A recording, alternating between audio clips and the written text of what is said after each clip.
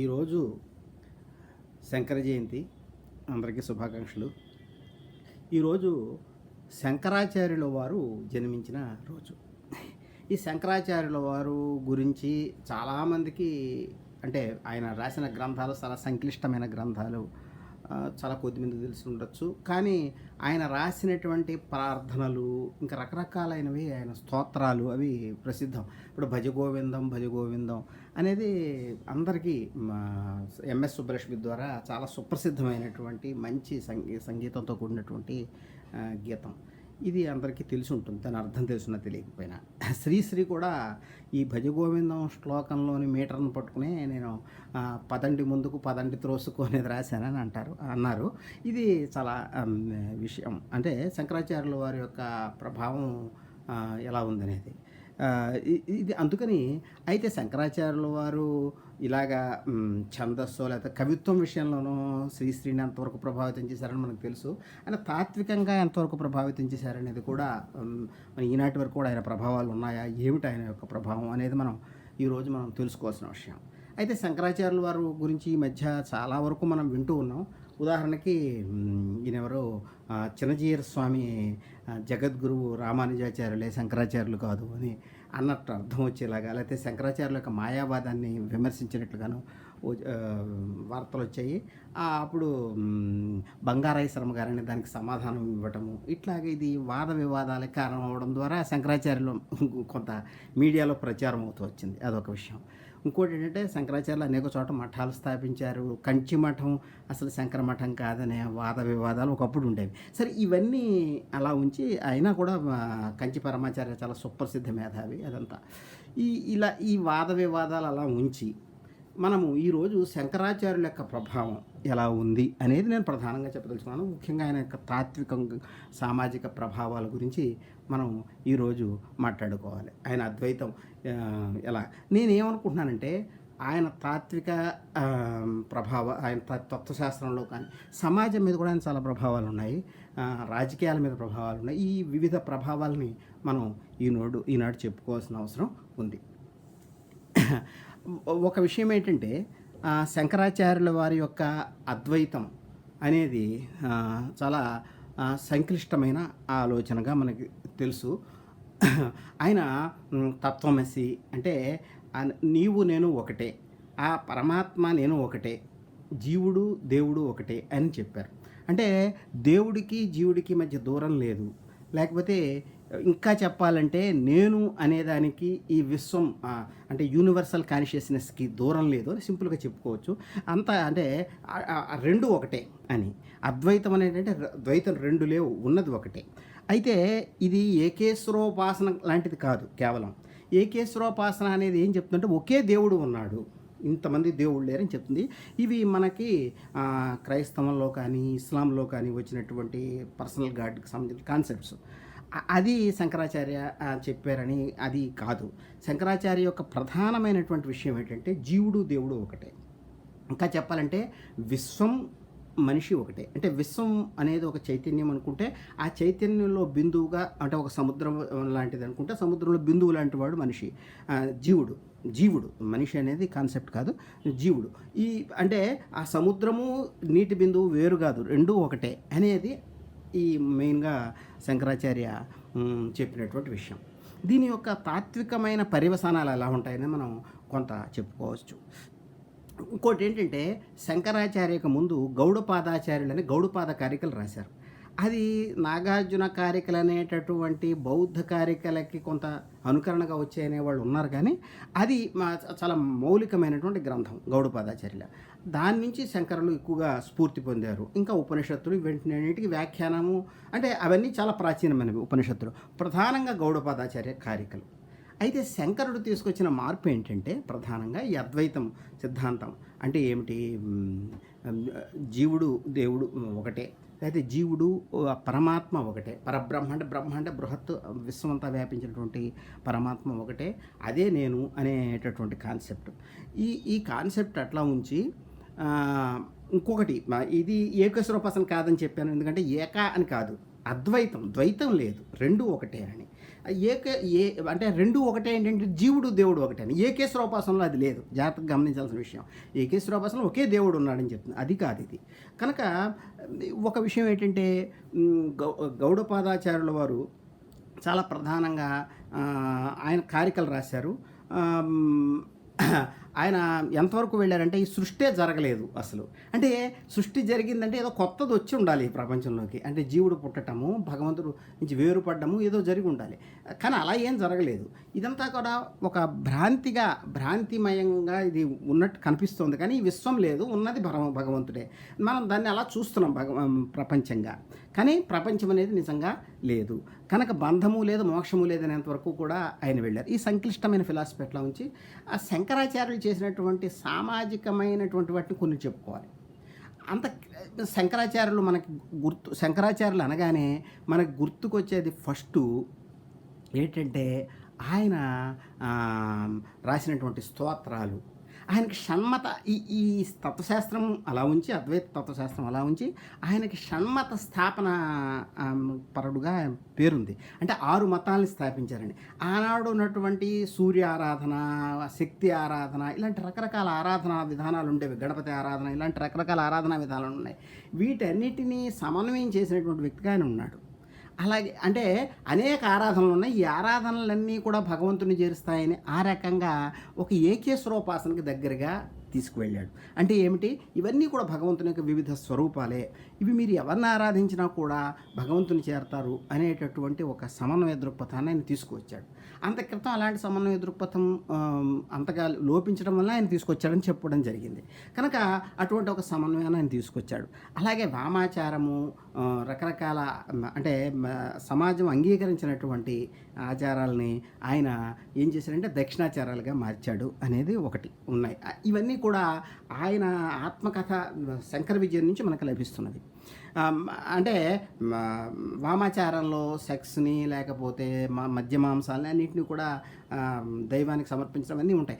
వీటిని ఆయన దక్షిణాచారంగా మార్చడంలో ఒక సింబాలిక్గా మార్చి ఇవి లేకుండానే, అంటే ఇప్పుడు కొబ్బరికాయ కొడితే బలి ఇచ్చినట్టు ఇలాంటివి చేశారు అనేది కూడా ఒక అంటే ఆయన కథని చదివితే మనకి కొంత అర్థం అవుతుంది.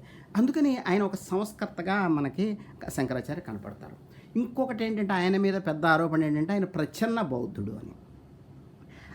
ప్రచ్ఛన్న బౌద్ధుడు అంటే ఆయన పైకి ఏదో కనపడుతున్నాడు కానీ అంతర్లీనంగా ఆయన బౌద్ధుడు అని. ఇది ఆ సమకాలీకులైనటువంటి భాస్కరాచార్యులు ఆయన దగ్గర టైంలో కొంతమంది ఆరోపణలు చేశారు ప్రాచీనులు. ఇది రామానుజాచార్యులు తర్వాత చాలా ప్రధానంగా చేసిన ఆరోపణల్లో ఇదొకటి.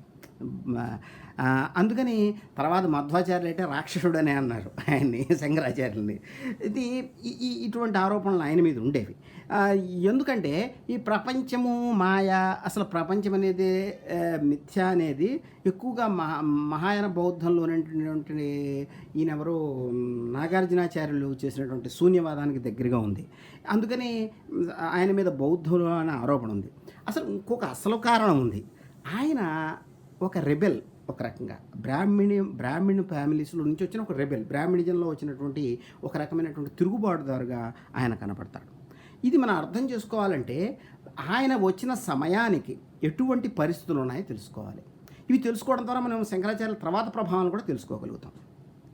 ఆయన వచ్చే నాటికి మీమాంస అనేది, పూర్వమీమాంస అంటే రిచువల్ అనేది ప్రధానంగా ఉండేది.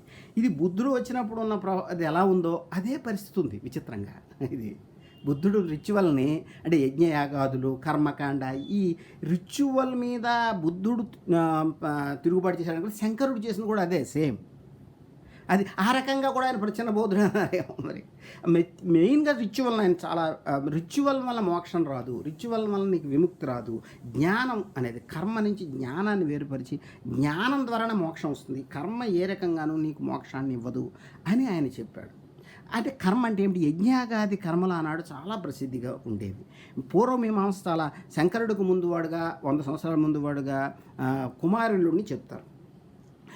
ఈ కుమారులుడు రహస్యంగా బౌద్ధుల దగ్గరికి చేరి బౌద్ధారామాల్లో ఉండి రహస్యంగా విద్యను అభ్యసించి తర్వాత దాన్ని ఖండించాడని అంటారు అనే ఒక కథ ఉంది. అందువల్లే పశ్చాత్తాపంతో తర్వాత ఆత్మాహుతి చేసుకున్నాడని కూడా కథ ఉంది. ఆయన గురించి.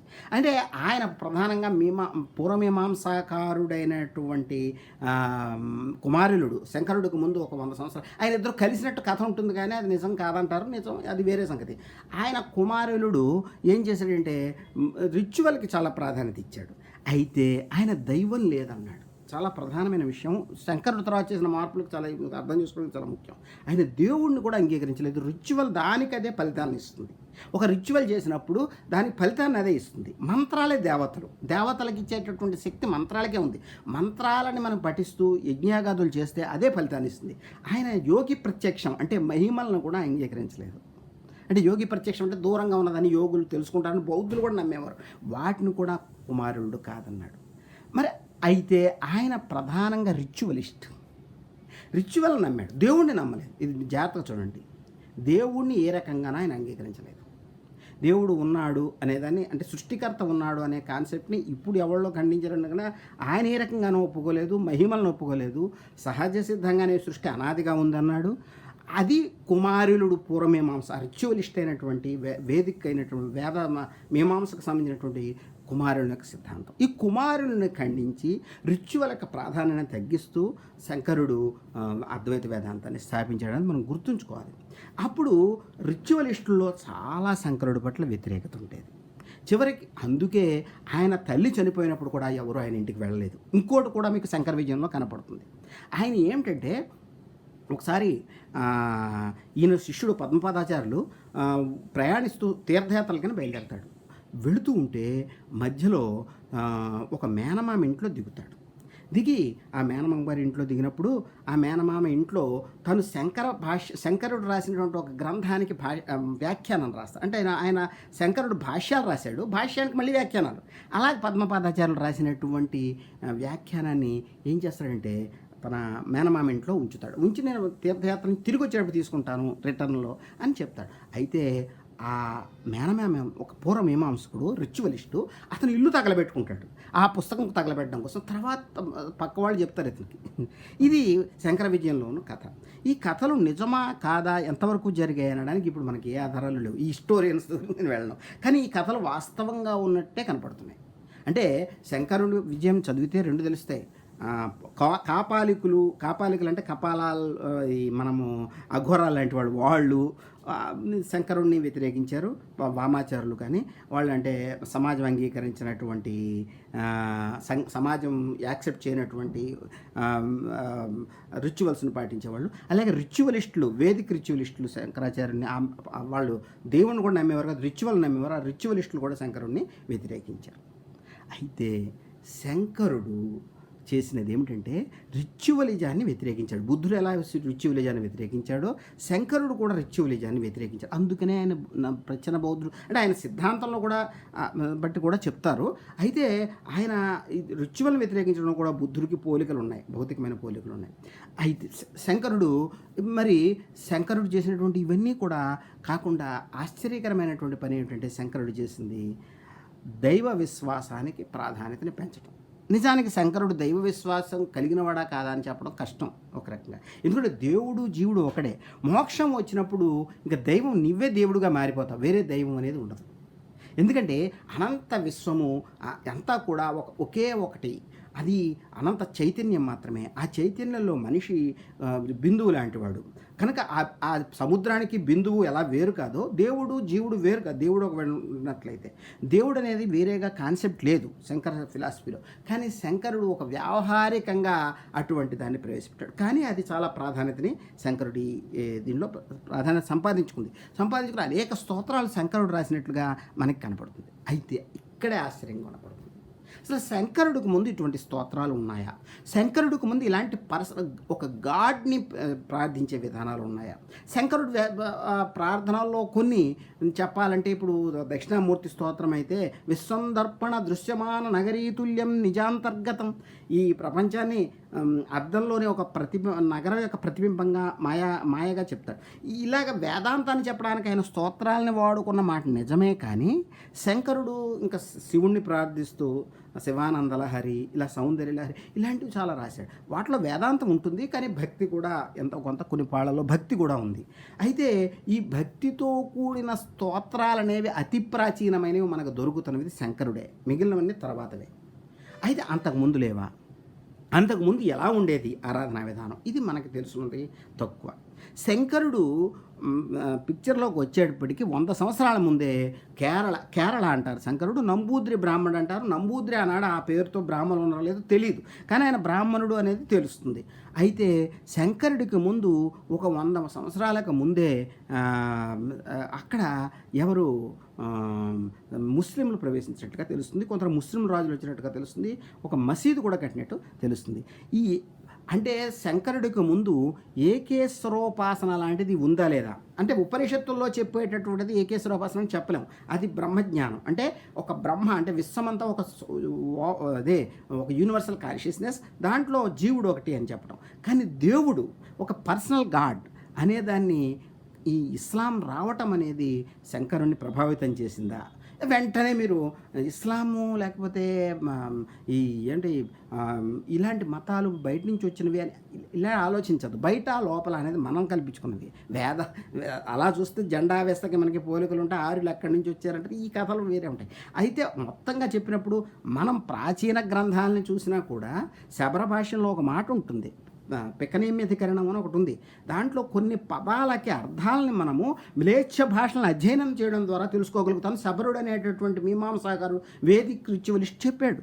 అంటే ఆనాడు ఇతర మతాలు, మన మతాలు, వాడి మతం, ఇవన్నీ ఈనాడు మనము ఒక భారతదేశంలో పుట్టిన మతాలు, ఈ కాన్సెప్ట్స్ చాలా మోడర్న్ కాన్సెప్ట్స్. ఈ ఆనాడు ఉన్నాయని చెప్పుకోలేము. ఒకదాని అనేక రకాలైనటువంటి కల్చర్స్ కలుస్తూ ఉండటము, మింగిల్ అవ్వడం అని జరుగుతూ ఉంటుంది. ఆ రకంగా ఇస్లాం యొక్క ప్రభావం వలన ఒక పర్సనల్ గాడ్ అనే కాన్సెప్ట్ని శంకరుడు ప్రవేశపెట్టాడా అంటే, అది దాని ప్రభావం పరోక్షంగా పడి పర్సనల్ గాడ్ని బలంగా తీసుకొచ్చాడా అనే అనుమానాలు మనకి కలుగుతాయి. అది భజ గోవిందం అనే శ్లోకం కానీ ఇతరత్రా కానీ ఇవి కనపడతాయి. ఆయన ఎంత ఏమిటి అంతిమంగా దేవుడు అంటే ఈ యూదు మతంలో, క్రైస్తవంలో లాగా దేవుడు లేడు. శంకరుడు ఆ రకంగా చూసినప్పుడు దేవుడు లేడు అన్నాడు శంకరుడు అనొచ్చు. జీవోదేవ సనాతన, జీవుడే దేవుడు, నేనే దేవుడు, శివోహం అని కూడా అన్నారు కదా. ఈ ప్రభావం తర్వాత ఎప్పటికీ కొనసాగింది. అది శంకరుడు యొక్క ప్రభావాన్ని చాలా తక్కువ చేశారు.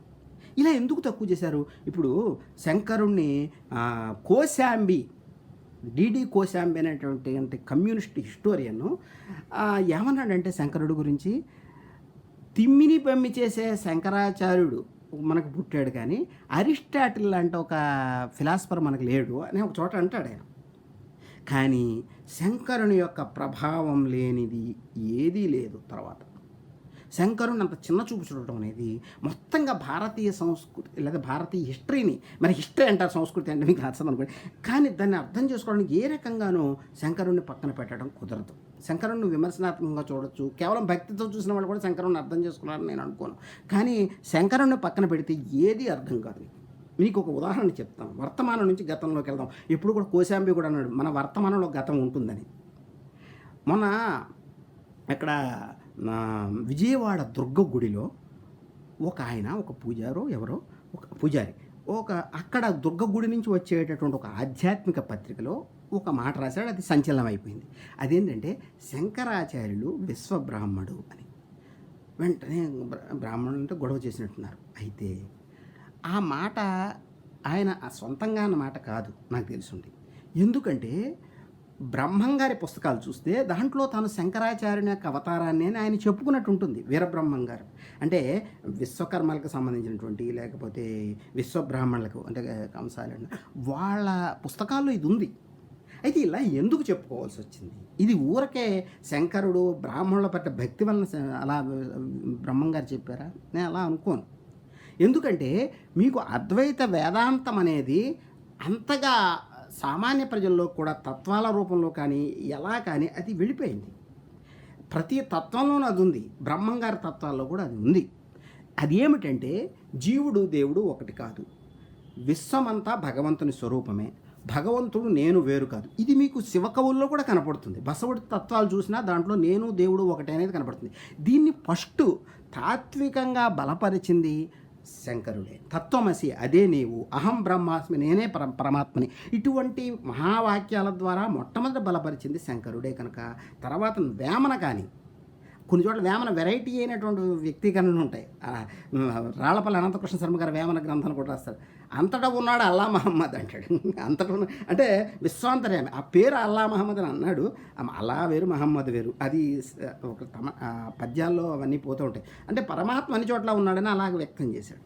ఈ పరమాత్మ తత్వం అంటే విశ్వమంతా పరమాత్మతో కూడుకొని ఉన్నది, లేకపోతే విశ్వమంతా ఒకే కాన్షియస్నెస్ అనే కాన్సెప్టు మనకి అందరి వాళ్ళలోనూ కనపడుతుంది. ఇది శంకరుడు తీసుకొచ్చాడు. రెండు, ఈ కాన్సెప్ట్ని ఆయన ఉంచుతూనే కొత్తగా అంత క్రితం గౌడపాదాచార్యులు ఎవరు చెయ్యని పనిని ఒకటి చేశాడు, గాడ్ని ప్రవేశపెట్టాడు. అయితే ఏంటండి గాడ్ ఎందుకండి మనకి? ఆయన చేసింది మంచా చెడా? పూర్వమీమాంసకులు గాడ్ని అంగీకరించలేదు, దేవుడిని అంగీకరించలేదు. సృష్టికర్త లేడు, దేవుడు అవసరం లేదు, రిచువల్ అన్నారు. రిచువల్ని ఖండించినటువంటి శంకరుడు, వేదిక రిచువల్ని ఖండించినటువంటి శంకరుడు దైవం అనేదాన్ని, పర్సనల్ గాడ్కి కొంచెం దగ్గరగా ఉండే దైవం అనేది ప్రవేశపెట్టాడు. అది తర్వాత భక్తి ఉద్యమాలకి, భక్తికి చాలా ప్రాధాన్యతకి ఆస్కారం ఇచ్చింది. అది శంకరుడు వెనకడుగా ముందడుగా. దీన్ని నేను ఫ్రిస్టాల్ అన్న మాట గుర్తొస్తుంది. ఫ్రిస్టాల్ అని ఒక డచ్ ఇండాలజిస్టు, ఆయన వేదాసన రాశాడు, అగ్ని చయనం గురించి పరిశోధన చేశాడు. హిస్టోరియన్స్ కూడా ఆయన వెంట తిరిగారు, రోమిల్లా థాపర్ లాంటి వాళ్ళు. ఆయన ఓ మాట అన్నాడు, భారతదేశంలో పర్సనల్ గాడు థీయిజం అనేవి చాలా లేటుగా ప్రవేశించాయి అని ఆయన ఈ మాట అంటూ శ్వేతతర ఉపనిషత్ అనే దాంట్లో ఫస్ట్గా మనకి పర్సనల్ గాడ్ కనపడతాడు. ఇది చాలా మోడర్న్, చాలా ఆధునికమైనది కాలంతో పోలిస్తే అని. అందుకని గాడ్ అనేవాడు, పర్సనల్ గాడ్ అనేవాడు చాలా లేటుగా ప్రవేశించాడండి. మనకి స్పినోజా గాడ్ అని అనిస్టిన్ చెప్తాడు, అన్నీ దేవుడే అనడం. స్పినోజా ఈ ప్రకృతి ఎంత అందమైనది, ఇదే నా గాడ్ అంటాడు. అట్లా ఉండేది ఒక రకంగా, నేను స్పినోజా టైప్లో ఉండేది మన తత్వం. అటువంటిది పర్సనల్ గాడ్ అనేది, ఒక దేవుడు అనేది ఒక పేరు పెట్టడం, దాన్ని విశ్వసించడం అనేది అయితే అంత క్రితం లేదా? దానికి తాత్విక రూపం బహుశా శంకరుడు ఇచ్చుంటాడు. అది స్కాటర్డ్గా ఉండుంటుంది, అక్కడక్కడ చిన్న చిన్న దేవతలు గాను అన్ని పూజలు ఉండుంటాయి గిరిజనుల్లోనూ అంతాను. అలాగే అనేక పూజా విధానాలు ఉండుంటాయి. కానీ అందుకే షణ్మత స్థాపన పరుడు అని వచ్చింది ఆయనకి. అంటే అనేక దేవతలని ఎలా పూజించుకోవాలి, ఎలా చేయాలని చెప్పాడు. అంటే సూర్యారాధన ఉండేది, గణపతి ఆరాధన ఉండేది. అయితే వీటన్నిటిలోనూ ఒకే దేవుడు ఉన్నాడు, ఒకే ఈశ్వరుడు ఉన్నాడు అనే కాన్సెప్ట్ను కూడా ఆయన బలంగా అంత కీర్తము అస్సలు లేదని, ఇవన్నీ లేవని కాదు. కానీ ఇవి ఒక రకంగా వాసుదేవ ఆరాధన అని శంకరుడు ఒక చోట చెప్పుకొస్తాడు. అది అవైదిక ఆరాధన అని కూడా చెప్తాడని. అంటే కృష్ణుని ఆరాధించడం అప్పటికి అవైదికం అనమాట. ఇలాంటి వాటి ఈ గాడ్స్ని మొత్తంగా ఒకే ఈశ్వరుడు, ఒకే దేవుడు అనే కాన్సెప్ట్ను కూడా శంకరుడు చాలా బలంగా తీసుకొచ్చాడు. ఇది దైవారాధనకి కారణమైంది, తర్వాత భక్తి ఉద్యమాలకు కూడా కారణమైంది ఇది. అయితే దేవుణ్ణి తేవటము అది మంచిదా చెడ్డదా, అసలు దేవుడిని ఒక బలంగా ఒక తాత్విక తత్వశాస్త్రంలోకి తీసుకురావడం, ఆయన దేవుణ్ణి నమ్మాడని చెప్పడం. శంకరుడు అంతిమంగా ఉపనిషత్తుల మనిషే. అంటే ఏమిటి? నాకు దేవుడికి తేడా లేదు, నేనే పరమాత్మ. నువ్వు పరమాత్మ అయిపోయాక వేరే సృష్టి అనేదే మిథ్య, ఇంకా సృష్టికర్త ఇంకా ఏముంది? సృష్టి అనేది మిథ్య. భగవంతుడినే నువ్వు అంటే ఒకదాన్ని మరొక దానిగా చూస్తున్నావు, అంతేకాని సృష్టికర్త అనే భావనని ఆయన అంతిమంగా పరమార్థంగా భావించలేదు. అంటే అబ్సల్యూట్ కాదు, అది రిలేటివ్ ట్రూత్ అని శంకరుడు చెప్పుకొచ్చాడు. అందుకని అయితే నువ్వు వ్యావహారికంగా ఉన్నప్పుడు ఇంక ఈ దేవత ఆరాధనలు కానీ ఇవన్నీ చేసుకోవచ్చని శంకరుడు దాన్ని ఆరాధనా విధానాన్ని బలపరిచినట్టుగా కనపడుతుంది. ఇది మనకి పూర్వమీమాంసకుల్లో ఆనాడు బ్రాహ్మిన్స్లో ఎక్కడ లేదు. సన్యాసం పట్ల కూడా ఆనాడు వ్యతిరేకత ఉన్నట్టు కనపడుతుంది. ఈ శ్రమణ సంప్రదాయం నుంచి వచ్చిందా అనేది నాకు అనుమానం. ఎందుకంటే శంకరుడు ఒక బ్రాహ్మణుడి ఇంటికి వెళ్తాడు, చాలా గొప్ప పండితుడు. ఆయన ఇంటికి వెళ్ళినప్పుడు ఆ బ్రాహ్మణుడు తద్దినం పెడుతూ ఉంటాడు తండ్రికి, అంటే రిచువల్. అప్పుడు శంకరుణ్ణి నువ్వు ఇలాగ బట్టలు వేసుకుని కాషాయం బట్టలు వేసుకున్నావు, నువ్వు మూర్ఖుడివి అని తిడతాడు. తిట్టి అసలు ఆడదాని మీద ఆడది లేకుండా సంతానమే కలగదు, అలాంటి ఆ సన్యాసం అనేది చాలా నాన్సెన్స్ అని అతను తిడతాడు. ఇలాగా ఆహ్, ఇలాంటివన్నీ మనకి శంకర విజయంలో కనపడతాయి. ఇవి హిస్టారికలా కాదా అనేది నాకు అనవసరం. కానీ ఒక బ్రాహ్మిన్ కల్చర్‌లో వచ్చినటువంటి ఒక చేంజ్‌ని తెలుసుకోవడానికి ఇలాంటి కథలు మనకి ఉపయోగిస్తాయి. తప్పనిసరిగా ఉపయోగిస్తాయి. అందుకని ఒక రిచువల్ నుంచి అంటే రిచువల్‌కి అంటే మరి రిచువల్‌తో బుద్ధుడు పోరాడినట్టు, జ్ఞానాన్ని ప్రదానం చేసినట్టు ఎన్నో కథలున్నాయి. అయితే అప్పటికి మరి శంకరుడు కూడా అదే పని ఎందుకు చేశాడు? ఇది అప్పటికి జరిగేటటువంటి ప్రక్రియ. ఎందుకంటే భారతదేశం ఎప్పటికీ చరిత్ర కాదు. అది వర్తమానం. నీకు ఇప్పటికే యజ్ఞయాగాదులను చేసేవాళ్ళు, రిచువలిస్టులు ఉన్నారు. దాని మీద పరిశోధనలు జరిగాయి. అందుకని రిచువల్ అంతరించలేదు. రిచువల్ వచ్చింది. రిచువల్ని విమర్శిస్తూ జ్ఞానమే ప్రధానమనేటటువంటి క్రమము వచ్చింది. ఒకదాన్ని ఒకటి ఓవర్లేప్ చేయడం కానీ, ధ్వంసం చేయడం కానీ భారతదేశంలో జరగదు. గిరిజన కల్చర్స్ ఉంటాయి, అన్నీ ఉంటాయి. మళ్ళీ ఇక్కడ నగరాలు ఉంటాయి. అన్నీ పక్కపక్కనే జీవిస్తాయి. అదే కదా కోశాంబి చెప్పింది. కనుక మళ్ళీ శంకరుడు అదే చేశాడు. అందుకని ఆయన ప్రచ్ఛన్న బౌద్ధుడు అన్నారు. అయితే అసలు విషయం ఏంటంటే ఈ గాడ్ని ప్రవేశపెట్టకపోతే శంకరుడు తర్వాత భక్తి ఉద్యమాలు ఉండేవి కదా, మనం బసవడు ఇవన్నీ చెప్పుకునేవి ఉండేవి కదా. ఇది ఒక క్రమం అనమాట. ఆయన అలాంటి వాడు ఎవడో ఒకటి అది మొదలు పెట్టాలి. అది మొదలు పెట్టాక ఇవన్నీ వచ్చాయి. రామానుజుడు వీళ్ళందరూ కూడా సంస్కర్తలు కదా. నిజమైనటువంటి కులాన్ని అంటే కుల నిర్మూలన అనే పదం ఇది ఆధునికం, కానీ కులాంతర వివాహాలని బసవుడు చేశాడు కదా చెప్పాలంటే మొట్టమొదటి. అంతేకాని బుద్ధిస్ట్ సంఘాల్లో జరగలేదు అది. అందుకని ఈ భక్తి ఉద్యమాలు సమాజంలో కదలికను తీసుకొచ్చి, ఆ కదలిక ఏమిటి అని మనం చాలా చర్చించుకోవచ్చు. సామాజికమైన కదలికను తీసుకొచ్చి దానికి మూలము శంకరుని దైవం అంటే ఏకేశ్వరోపాసన అని. అంటే అద్వైతం వేరు. అద్వైతం అంటే నేను దేవుడిని ఒకటని. ఏకేశ్వర ఒకే దేవుడు, అతను పర్సనల్ గాడ్గా ఒక పర్సనల్ గాడ్ని ప్రవేశపెట్టడం అనేది శంకరుడు చేశాడు. అంత క్రితం లేదా అంటే దానికి ఒక తాత్విక రూపం ఇచ్చిన వాడినే మనం గుర్తుంచుకుంటాం. ఏదైనా సరే లేదని కాదు, ఉండుంటుంది సమాజంలో బీజప్రాయంలో ఉన్నదాన్ని దాని ఒక తాత్విక రూపం ఇచ్చి సిద్ధాంతీకరించి బయటికి తెచ్చిన వాడినే మనం ఒప్పుకుంటాం. క్రీస్తు భావాలు అంతకుముందు లేవని చెప్పగలమా? మహమ్మద్ భావాలు అంత క్రితం అసలు ఎక్కడా లేవని మనం నిరూపించగలమా? ఏది లేకుండా ఉండదు. కానీ దాని బిగినింగ్ అనేది ఎలా చెప్తామంటే దానికి ఒక సిద్ధాంత రూపము, దానికి ఒక సామాజిక రూపము, సమాజంలో దానికి ఒక చలనము ఇచ్చినప్పుడు దానికి ఒక గౌరవం వస్తుంది, ఆ యాక్సెప్టెన్స్ వస్తుంది. దాన్ని చేసిన వాడిని తత్వవేత్త అంటాం. ఆ రకంగా శంకరుడు దేవుణ్ణి ప్రవేశపెట్టాడు. అయితే ఆ దేవుణ్ణి ప్రవేశపెట్టిన అద్వైతంతో దాన్ని లింక్ చేయడం ఆయన వదలలేదు. ఇలా వివిధమైనవి కలిసిపోవడం భారతీయ సంస్కృతిలో ఉన్నదే. అంటే నేనే దేవుణ్ణి అని అంటారు. మళ్ళీ దేవుణ్ణి ఆరాధిస్తారు, నేనే దేవుణ్ణి అంటారు. దీంట్లో వైరుధ్యం పైకే కనపడినప్పటికీ దాన్ని పెద్దగా పట్టించుకోరు. అందుకని ఈ వైరుధ్యాన్ని సమన్వయం చేసేటటువంటి పదాలను కూడా సృష్టించుకున్నారు తత్వశాస్త్రంలో. వ్యావహారిక సత్తా, పారమార్థిక సత్తా, రిలేటివ్ ట్రూత్, అబ్సల్యూట్ ట్రూత్ అని మనం అనువాదం చేయొచ్చు. ఇలాంటివి మనము తత్వశాస్త్రంలో ఉన్నాయి. నాగార్జునుడు సృష్టించాడు సంవృత్తి సత్యం, పరమార్థ సత్యం అని. దాన్ని శంకరుడు తర్వాత వాళ్ళు చేశారంటారు వ్యావహారిక సత్యం, పారమార్థిక సత్యం అని. అయితే భారతదేశంలో ఒక్క విషయం నేను ప్రధానంగా చెప్పదలుచుకున్నాను. ఏమిటంటే ఇక్కడ గాడ్ వెస్ట్లో బలపడినట్టుగా బలపడలేదు. అందువల్ల కార్యకారణ సంబంధం బలపడలేదు. కార్యకారణ సంబంధం బలపడాలంటే గాడ్ కావాలి. అదేమిటండి? గాడ్ అంటేనే కార్యకారణ సంబంధానికి విరుద్ధం కదా అని మీరు ఇలా చెప్తారు. కాదు, కార్యకారణ సంబంధానికి ప్రధాన రూపం గాడ్. అంటే ఒక కారణం ఉంది, ఒక కార్యం ఉంది. సృష్టి ఉన్నప్పుడు దానికి కర్త ఉండాలి. అక్కడి నుంచి ప్రారంభం అంటే ఒక ఆది ఉండాలి, మొదలు ఉండాలి. మొదలు నుంచి ఏదైనా కథ మొదలెట్టాలి, చివరి నుంచి మొదలెట్టకూడదు. ఆ మొదలు దేవుడు.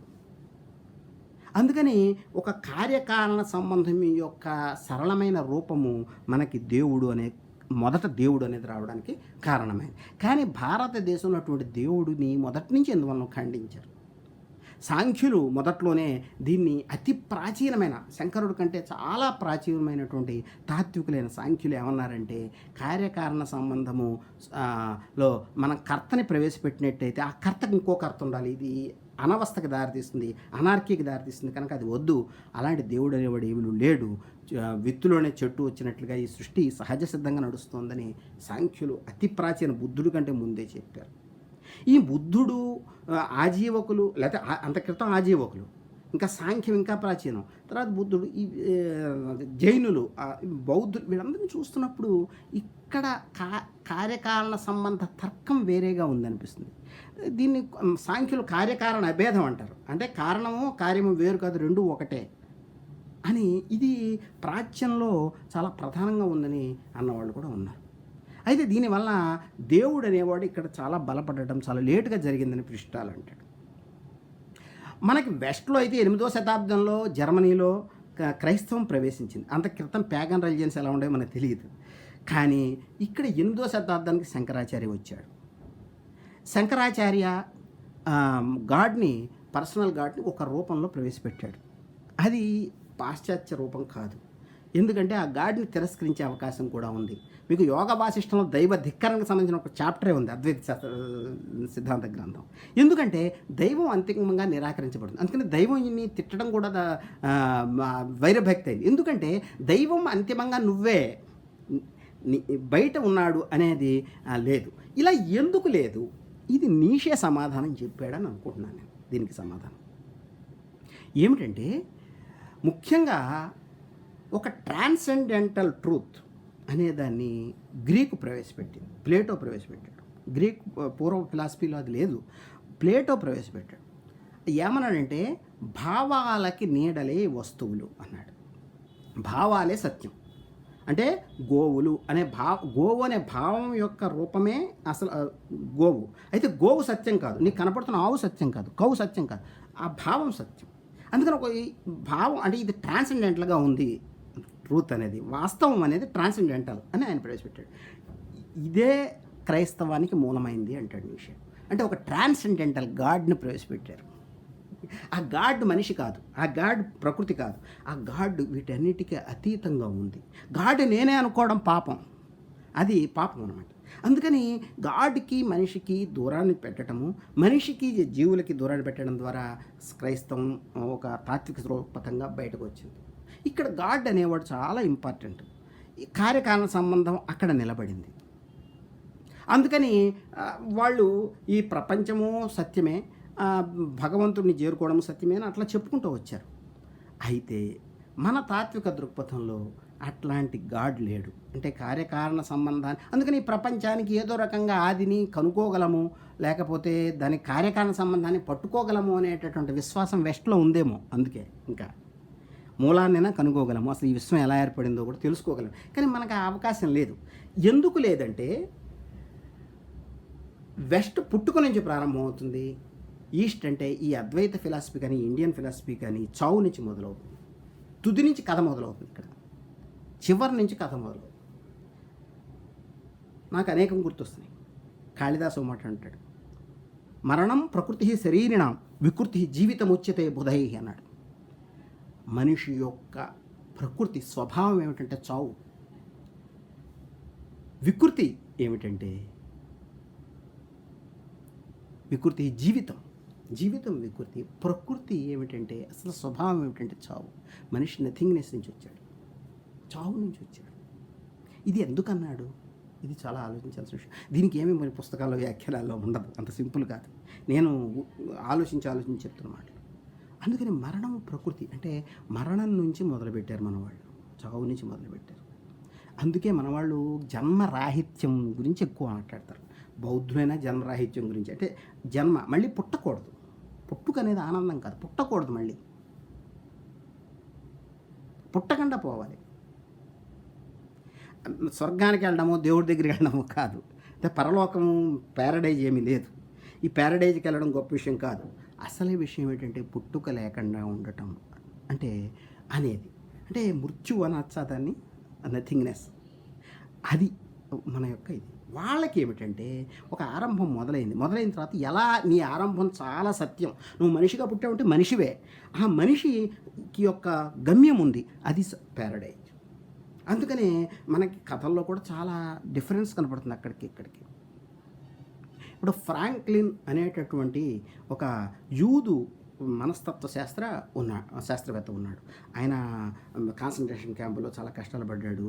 సెర్చ్ ఫర్ మీనింగ్ అనే పుస్తకం రాశాడు. దాంట్లో ఒక విషయం రాశాడు. అదేంటంటే ఒక యూదు చాలా కొడుకులందరినీ కోల్పోయి ఈయన దగ్గరికి వస్తాడు.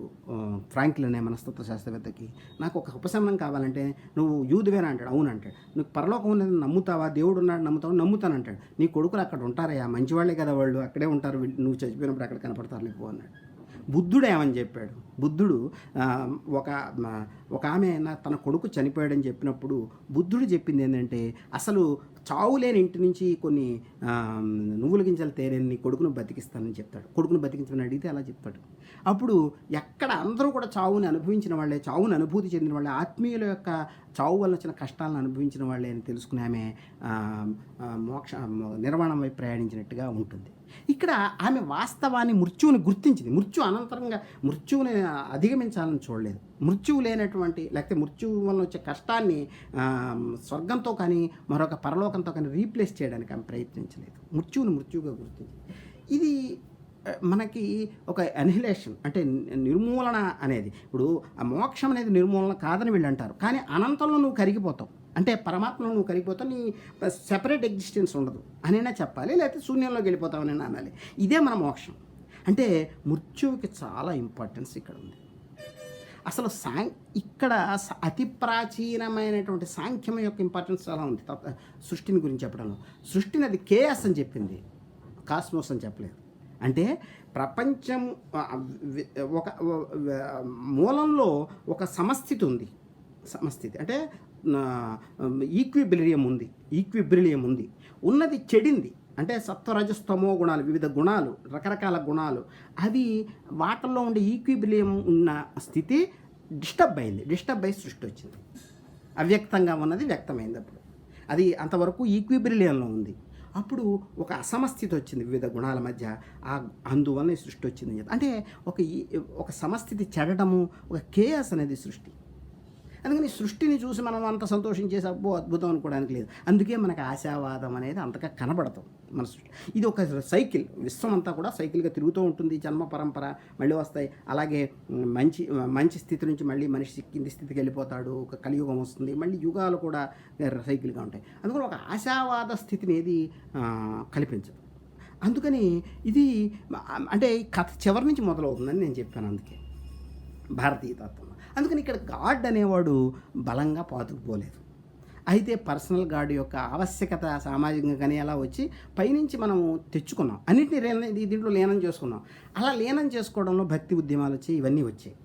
ఇది నా ఉద్దేశం. ఇది అందువల్ల మనము గుర్తించాల్సింది ఏమిటంటే, ఇక్కడ మృత్యు యొక్క ప్రాధాన్యత అంత ఎక్కువగా ఉంటుంది. అంటే జన్మరాహిత్యం అనేది చాలా ఇంపార్టెంట్గా ఉంటుంది. అతి ప్రాచీనులు అంటే బౌద్ధుల కంటే ముందు ఉన్నటువంటి ఆజీవకులు నన్ను చాలా ఆసక్తిని కలిగిస్తారు. ఆజీవకులు చెప్పింది ఏమిటంటే, ఆజీవకుల గురించి గ్రంథాలు ఏమీ దొరకటం లేదు, బౌద్ధ గ్రంథాల్లో వాళ్ళ గురించి ఉంది. వాళ్ళ ప్రకారము ఆజీవకులు ఏం చేశారంటే, అంటే ఈ విశ్వం అనేది కర్మ వల్ల నడుస్తుందని వాళ్ళు అంటారు. అంటే శ్రమణులు వాళ్ళు, గుర్తుంచుకోండి. కర్మ సిద్ధాంతం బ్రాహ్మణులది ఏదైనా చెప్పొద్దు. బుద్ధుడు ముందు కాలం వాళ్ళు కర్మ అంటే మీరు అన్నీ మర్చిపోండి. ఇవన్నీ ఈ ఆధునికులు చదవకుండా ఏదేదో చెప్తారు, అది కాదు. కర్మ సిద్ధాంతం అనేది శ్రమణులు స్థాపించారు. శ్రమణ సంప్రదాయాలు ఇవన్నీ ఆ బ్రాహ్మణ సంప్రదాయాలు కావు. బ్రాహ్మణ సంప్రదాయాలు రిచువలిస్టిక్ అని చెప్పాను నేను, దాని నుంచి తర్వాత వచ్చినవి. కానీ శ్రమణ సంప్రదాయం, అతి ప్రాచీనమైన శ్రమణ సంప్రదాయం, బుద్ధునికి ముందున్నటువంటి శ్రమణ సంప్రదాయమైనటువంటి ఆజీవకులు ఒక మాట అన్నారు. ఏంటంటే, మనిషి కర్మ వల్ల చెల్లిస్తాడు, వాడి యాక్షనే వాడికి ఫలితాన్ని ఇస్తూ ఉంటుంది. అందువల్ల అనేక జన్మలు ఎత్తాల్సి ఉంటుంది. చివరికి ఈ అనేక జన్మలు ఏదో ఒక స్థితిలో రాలిపోయినప్పుడు అప్పుడు మనిషి అంతరించిపోతుంది. కానీ మోక్షం అనేది మనం తెచ్చుకుంటాం. మోక్షం అంటే ఏమిటి? మోక్షము నిర్వాణం అనేది, నిర్వాణం అంటే ఆరిపోవడం అని అర్థం, శాంతించడం అని అర్థం. అంటే ఏమిటి? దుఃఖం భయం ఈ ప్రపంచం, దాని నుంచి శాంతిని పొందటమే నిర్వాణం. అందుకని జన్మని కానీ ప్రపంచాన్ని కానీ సెలబ్రేట్ చేయడం అనేది వీళ్ళు చేయలేదు. ఇది మనం ముందు గుర్తించాల్సిన విషయం. అయితే అలాంటి ఫిలాసఫీని ఎవరైనా ఎందుకు పట్టించుకోవాలి?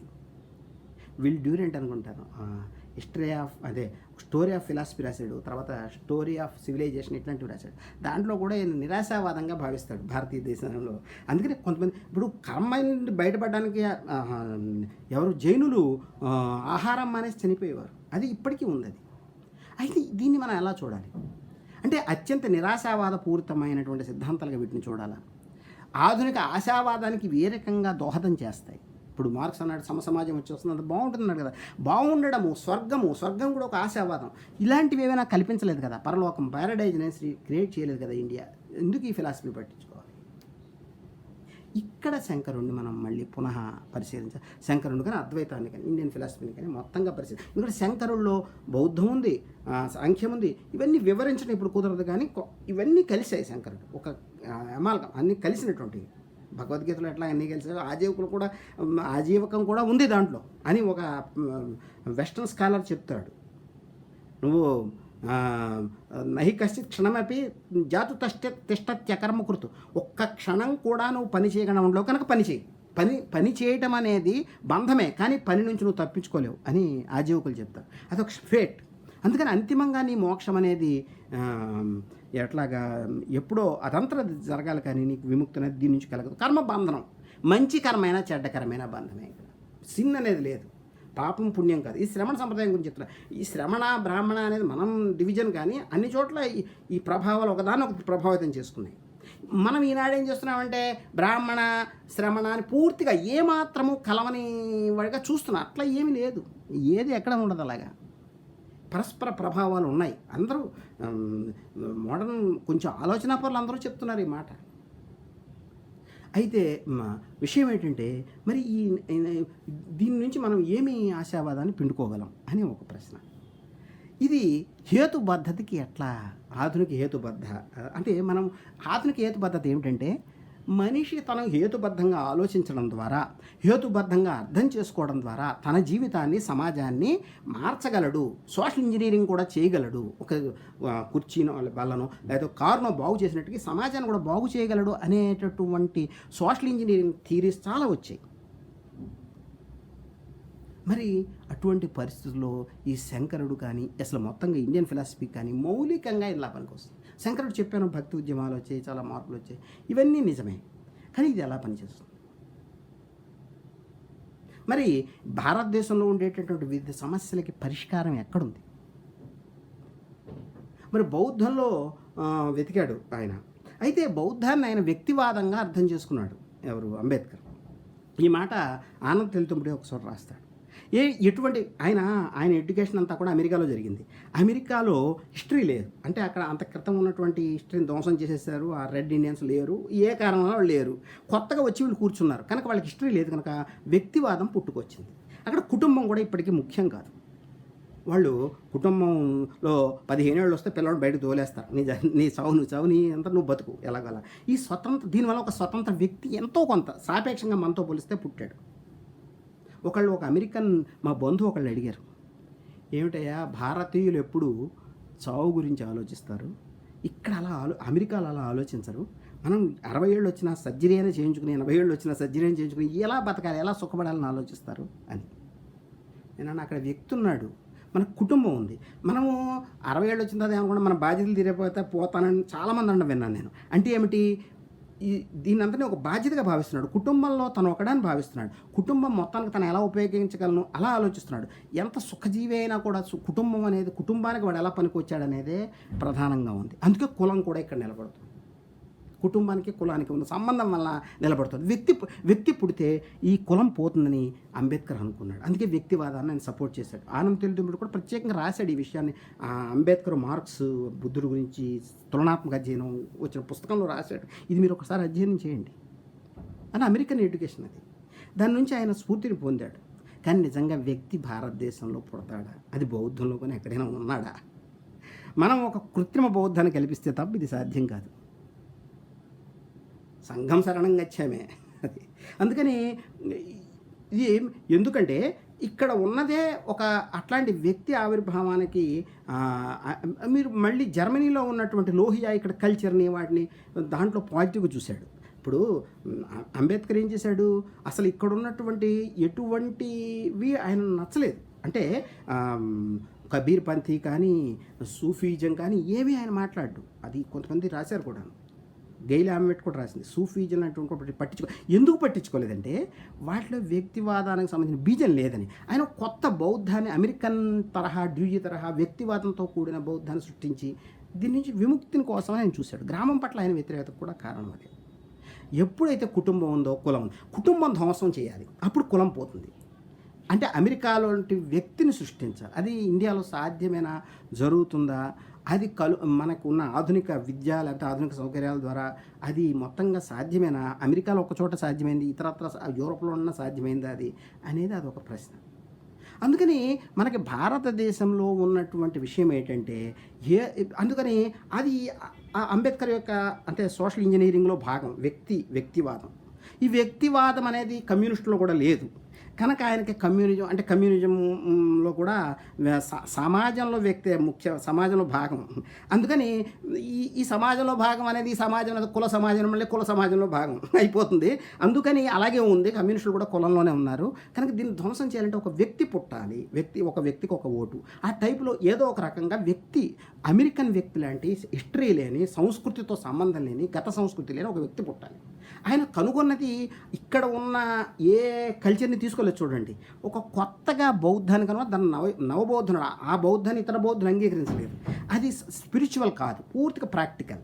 అటువంటి ఒక వ్యక్తిని సృష్టించే కల్చరల్ బర్డెన్ ఒక వ్యక్తిని సృష్టించి కులాన్ని ధ్వంసం చేయాలనుకున్నాడు అంబేద్కర్. కానీ అది ఇండియాలో సాధ్యమో కాదు అనేది ఆలోచించాలి. అది ఆయన చేయాలనుకున్నాడు.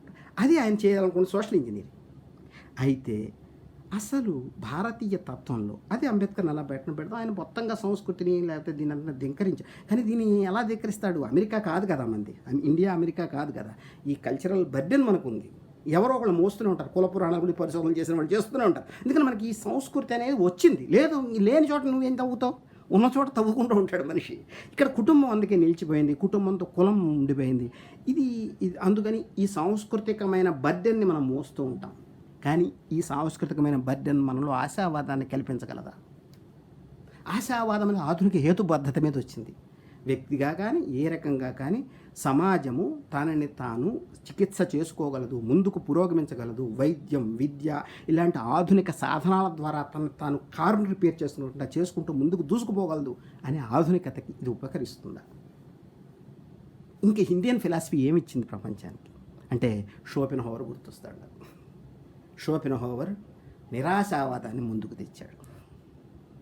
ఆశావాదంతో ఎగిరి పడుతున్న టైంలోనే అదే యూనివర్సిటీ నుంచి నిరాశావాదాన్ని ఆయన పైకి తీసుకొచ్చాడు. అది బౌద్ధము, అద్వైతము ఇవన్నీ ఆయన మీద ప్రభావాలు పడ్డాయి. అయితే నిరాశావాదం అలా ఉంచి ఆయన చేసింది ఏంటంటే ఒక రకంగా కర్మవాదాన్ని మళ్ళీ పునరుద్ధరించాడు. కర్మవాదం అంటే నీ చేతుల్లో అంతా ఉంది, నువ్వు రిపేర్ చేసేయచ్చు అనేది కుదరదు. నీకు కనపడనేది నిన్ను శాసిస్తోంది, కనపడని శక్తి శాసిస్తోంది. విశ్వాన్ని కానీ నిన్ను కానీ ఆ విల్ అనేది ఏదో శాసిస్తోంది. నువ్వు పైన ఇది చెయ్యాలనుకుంటున్నావు చేయట్లేదు, చెయ్యాలని ఇచ్చ లోపల నీలోని ఇచ్చ అది నడిపిస్తుంది. ఇచ్చ లేదని నువ్వు బతకలేవు, ఆ ఇచ్చ నడిపిస్తుంది నేను, అంతేగాని నీకు పైకి కనపడేది కాదు. ఇది ఫ్రాయిడ్ దగ్గరికి వెళ్ళేప్పటికీ ఫ్రాయిడ్ సబ్ కాన్షియస్నెస్ని తీసుకొచ్చాడు. అంటే కాన్షియస్నెస్ అనేది, చైతన్యం అనేది చాలా పై లెవెలు. సబ్ కాన్షియస్నెస్ శాసిస్తోంది. నీ త్రుటులు, నీ తప్పులు వాటలో నీ స్వరూపం బయటపడుతుంది, కానీ నీ హేతుబద్ధ ప్రవర్తనలో కాదు అని ఫ్రాయిడ్ తేల్చాడు.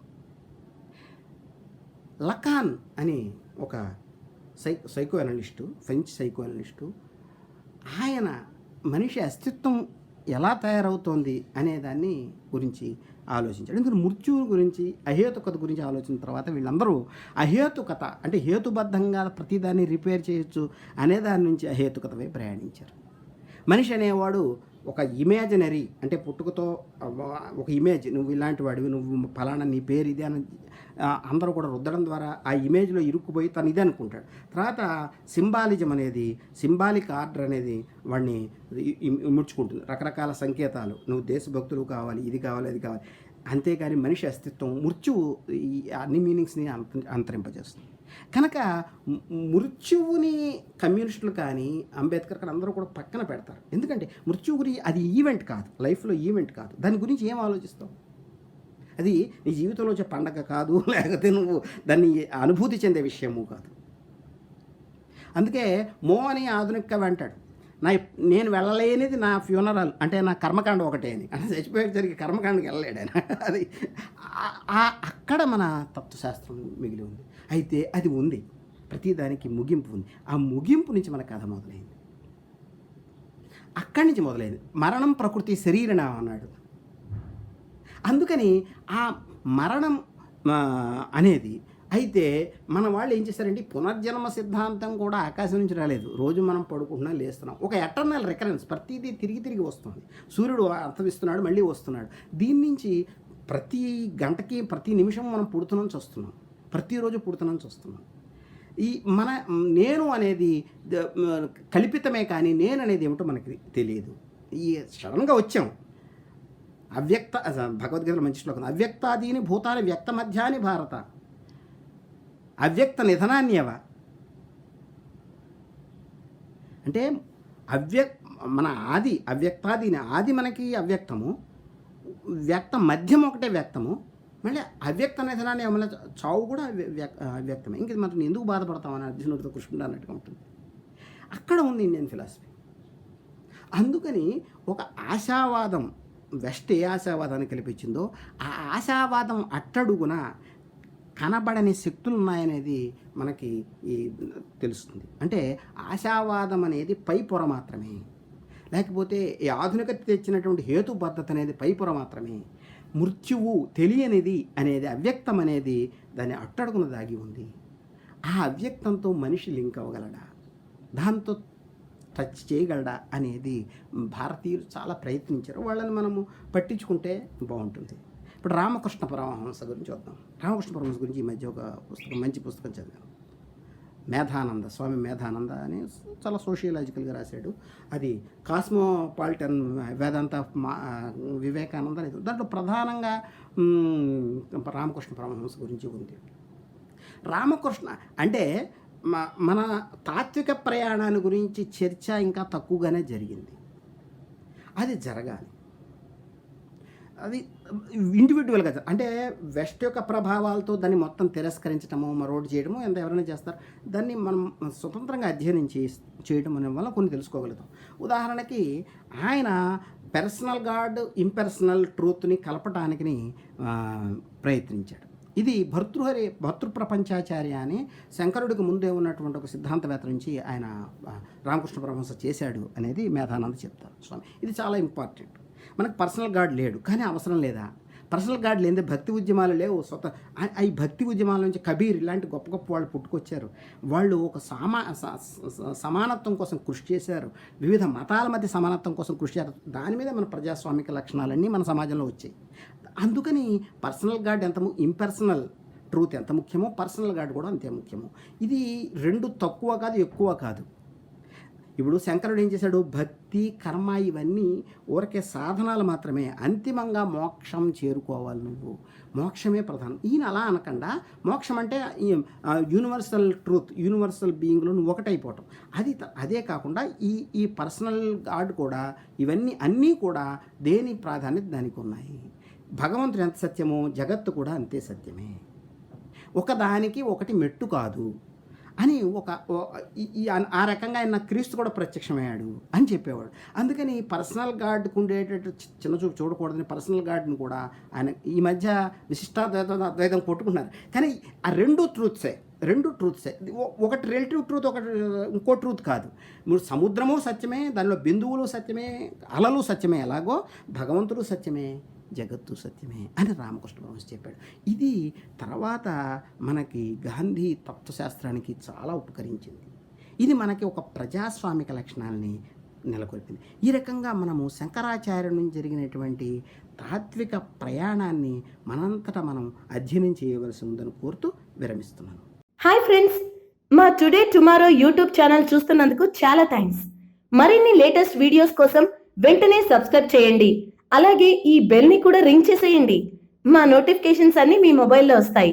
అలాగే మా వీడియోస్ మీకు నచ్చితే లైక్ చేయండి, షేర్ చేయండి, నచ్చకపోతే కామెంట్ చేయండి.